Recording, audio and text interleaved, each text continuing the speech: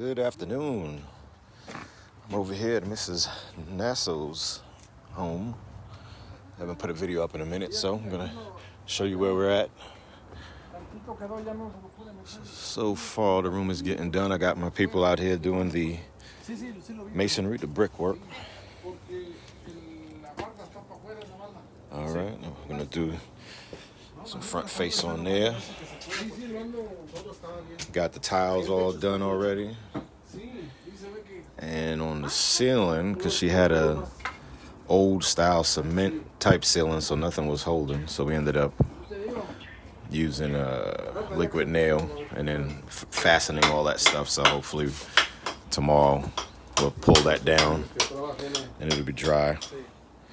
Again, I think I said it before, the windows will be here on the 10th.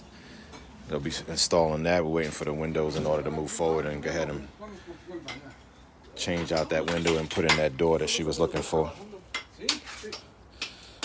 But yeah, that's where it's at. Some finishing trim. Let's see on this side.